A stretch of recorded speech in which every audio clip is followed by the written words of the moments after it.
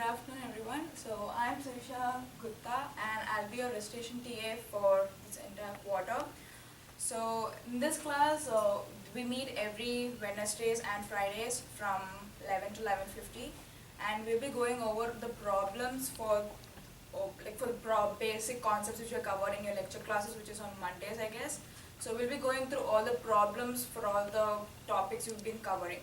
So for the restoration classes, we'll be covering all the problems which will probably come in your examinations, and so make sure that you attend the restorations as much as possible. So your professor doesn't really bother about the attendance for the recitations, but we'll be covering problems which will come definitely in your exams as well as in your lecture classes. So please try to attend the recitations as much as possible, so it will really help you out for your examinations.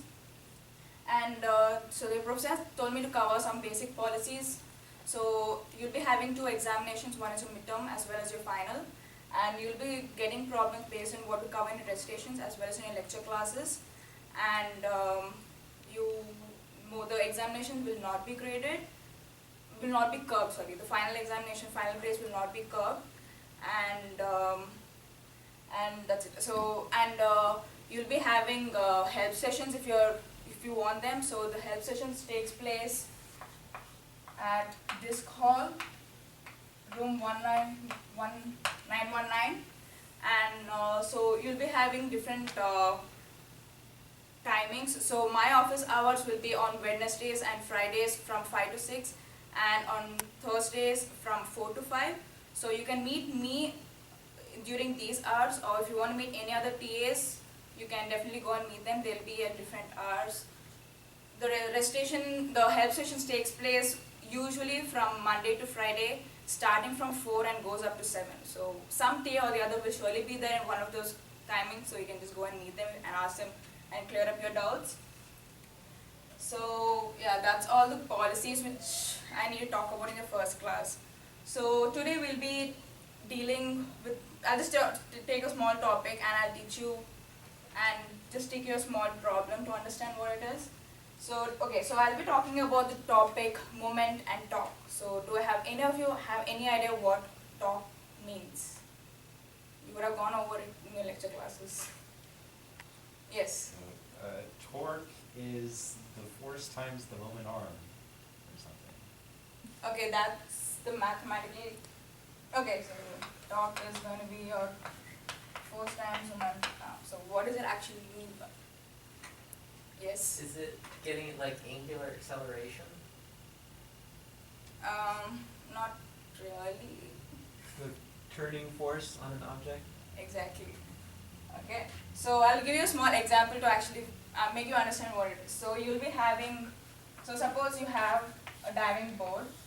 Okay, so it's kind of fixed to this point. So this is the wall and the diving board is fixed. And the diving board is all the way here and the swimming pool is here. So a person stands at the edge of the board and keeps walking. So you can notice that when he goes up and down, when he starts jumping on it, so this whole board goes around it. So it kind of swings up and down. So it basically what happens, it swings up and down around this point. Okay? So this whole motion is called a torque. So it's basically the turning motion about a particular axis. So that's called your torque, or it's also called moment. Okay, so it's called a torque, or also it's called a moment. Okay, so this is the torque and the moment. So this other example is also when you have a nut and a bolt, and you try to turn it with your wrench. So this is going to be your moment arm, and you're trying to move it, and this is going to be your axis around which is going to rotate. So we're going to try to move it this way. So this is the torque or the moment which has been generated. This is a turning force which has been generated about this particular axis. Okay, so is everyone clear about that? Okay, so as he said, the torque is calculated as your force times moment arm. So the actual formula is going to be force times the moment arm into the sine theta. So this theta stands for the angle between these two components. So now we need to know what is momentum and what is force. So basically the force is going to be, so this is the person standing on it. So the person standing is going to have, if he weighs, he's not going to weigh 10 kgs, he's going to weigh 80 kgs. Okay, so the force is going to be the mass times acceleration. So that's going to be your force. Okay, so your force is going to be approximately 10, so it's going to be 800 Newton. So I'm just going to approximate this into 10 acceleration.